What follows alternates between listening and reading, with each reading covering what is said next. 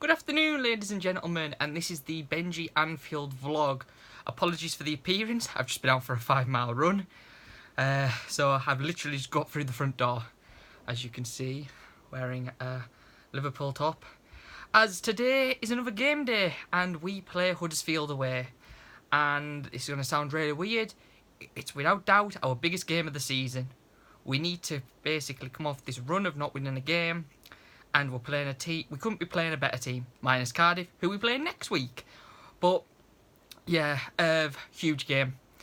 If we win, everything's okay. If we lose, gonna start to panic because they haven't scored a goal at home this season and they haven't won a game. And the fact it's on TV scares me because this is the kind of fixture where the pundits build it up, and then we are the ones who lose. That happened with us against Watford a couple of years ago. They'd never won on Sky. They beat us 3-0. Crystal Palace games on TV have always been a bit of a disaster. So it's one of those where we really need to just... I don't care if it's a 1-0 win in the last minute of the game or it's a 5-0 demolition. But we just have to win today. It's so important. Red Star Belgrade in the week as well. So it's key that we get back on track as soon as possible.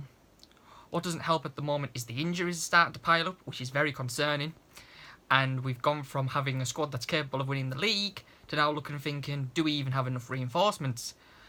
Which is a bit of a concern. And of course, it seems to be that all of our African players are the ones that are getting injured, which isn't great, considering 3 of them, probably the most crucial components to our squad, in Keita, Salah and Mane. I mean, Mane and Salah are in contention for the game today, which is all good, but Keita, it's not great. So what the team will look like today is definitely not what you would play if, for example, you were playing a Champions League final, or when the bigger tests come in the season with City away or United at home or even the Merseyside derby. So it's important. So apparently Lallana will feature in the squad today for the first time since September.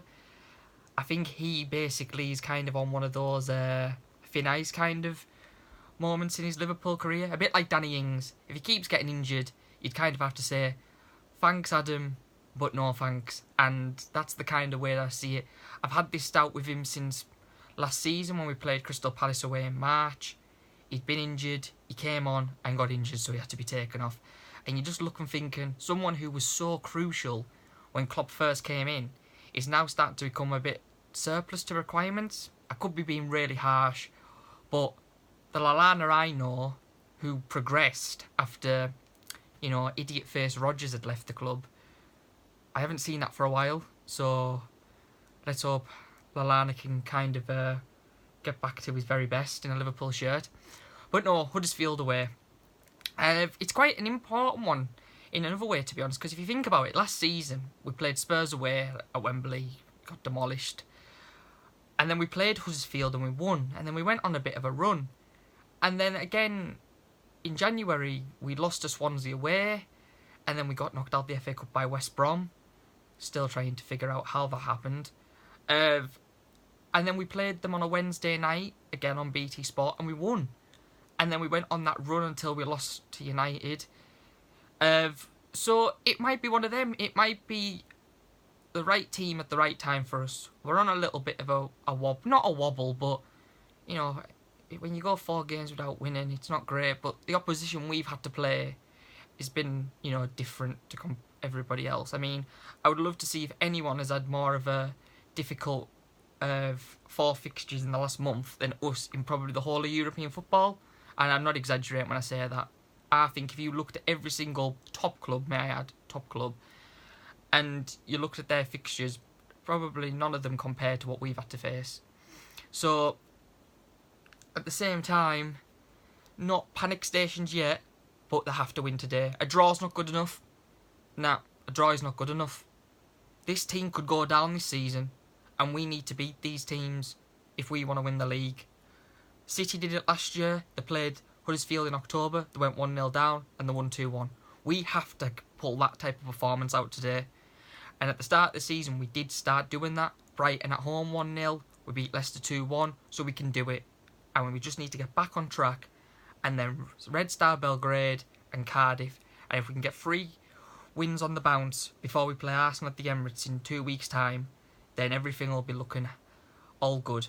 So, important. Last thing I'll finish on beforehand. Basically, if we don't win today, which is kind of very like, oh God, imagine if we don't. I think he needs to start looking at the squad and start using other players.